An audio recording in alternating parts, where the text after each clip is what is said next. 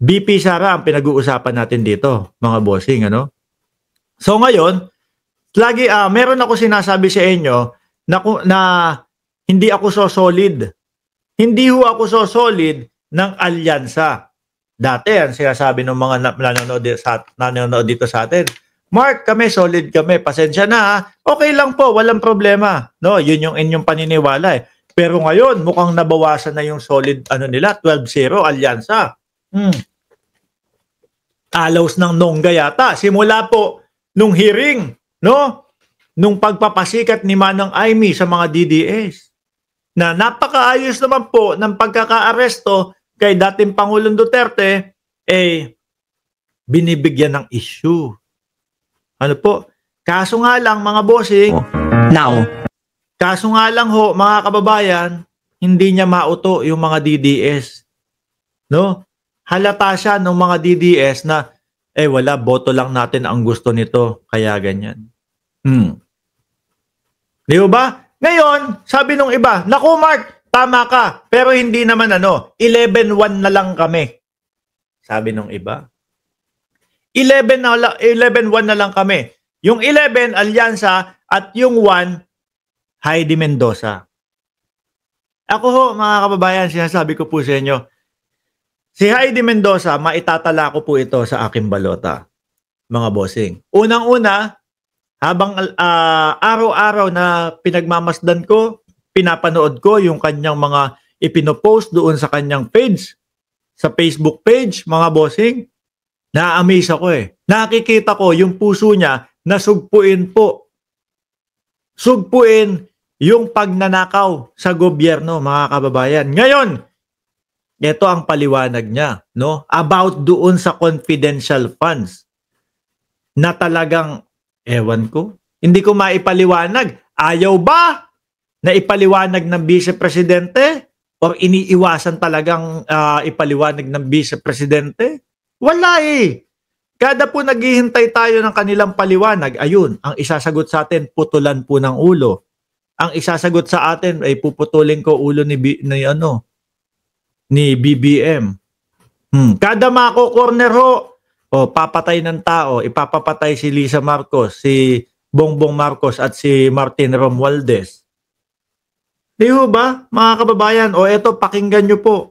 Dahil isa sa magiging susi kung sakali na maging senador si Heidi Mendoza, malamang po ito ang magtatanong. Magtatanong ng paikot-ikot, pasikot-sikot about confidential funds. Bakit ho? Ano ba ang nalalaman ni Heidi Mendoza diyan? Siya lang naman, isa siya doon sa lumimbag, o nag-draft ng Memorandum Circular 2015. Ito po, ang nakapaloob ho doon, mga kababayan, ay kung paano i-audit ang confidential funds at intelligence funds, mga kababayan. Pakinggan nyo ho ipapaliwanag lahat dito. Yung sinasabi ng mga DDS, kayong mga government supporter, hindi nyo talaga naiintindihan, confidential nga, ibig sabihin, bawal. Bawal ipaalam. Eto, siya mismo. Ano sasabihin niya dito? Ma'am, pasok po. Public Act or walang batas na nagsasabing hindi pwedeng ibigay ang supporting documents. Kailangang ibigay ang supporting documents. Ano po? Yun lang po ang paglilinaw.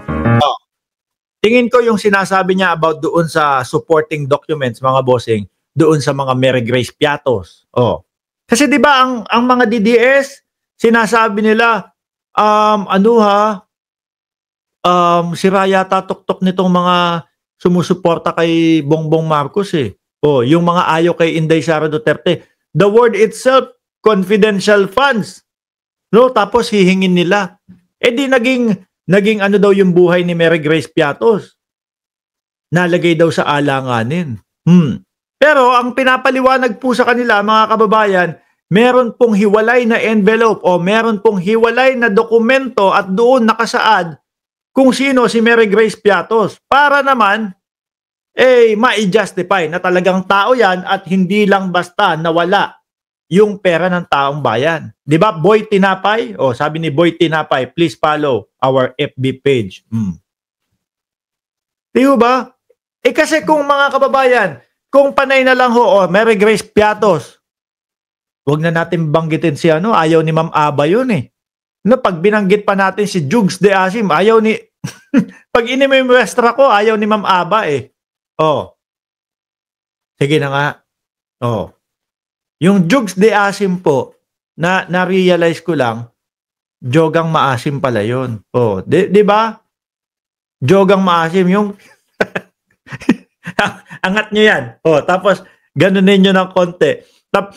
Ano yun nyo, medyo maasim yan, lalo na kapag ka mga DDS. Oh, alam nyo na yon, hindi ko na mumwestra. Yung mga ganong pangalan, kailangan may hiwalay na dokumento para ipaliwanag kung sino yung tao na yun.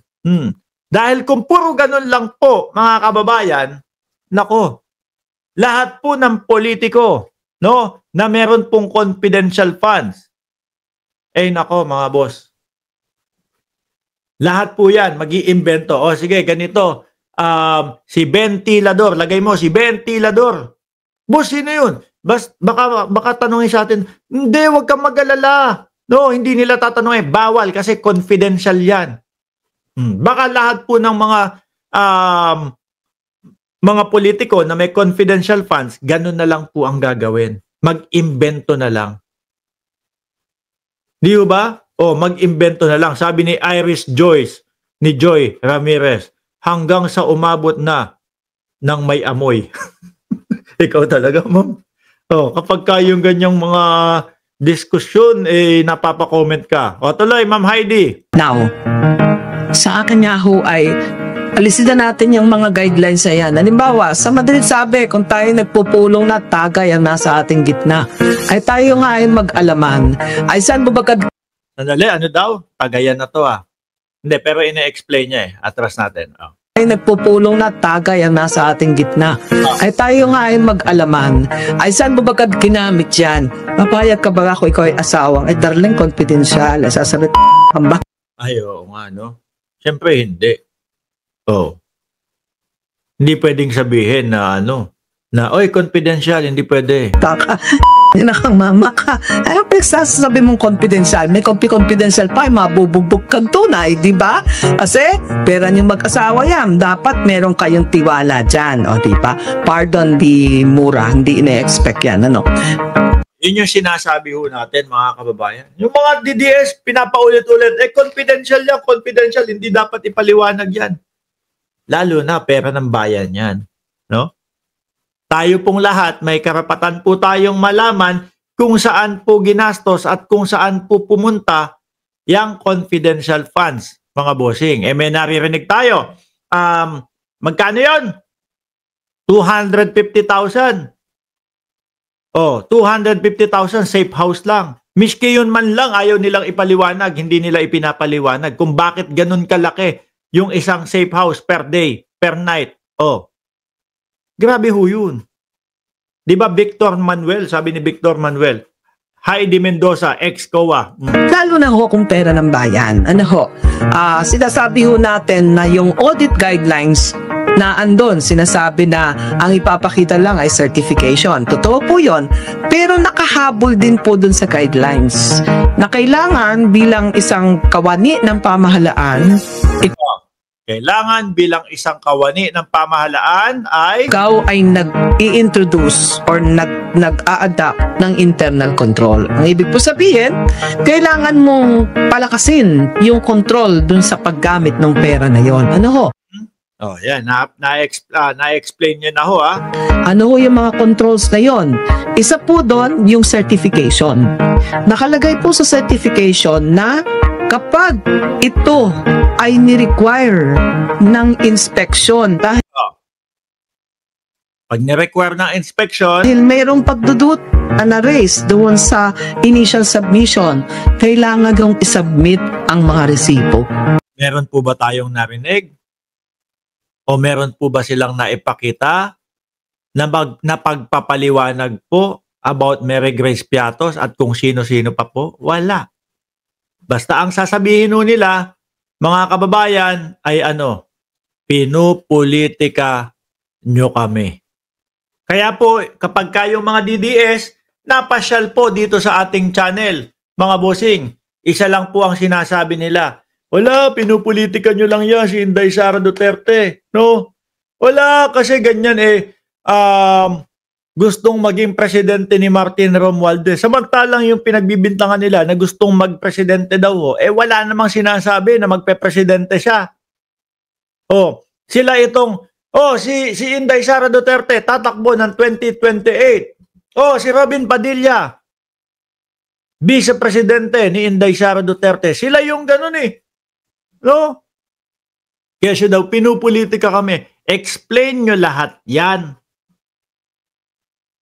Diba? Para naman, ang taong bayan ay hindi nang huhula dahil galing sa pera ng taong bayan, yung confidential funds.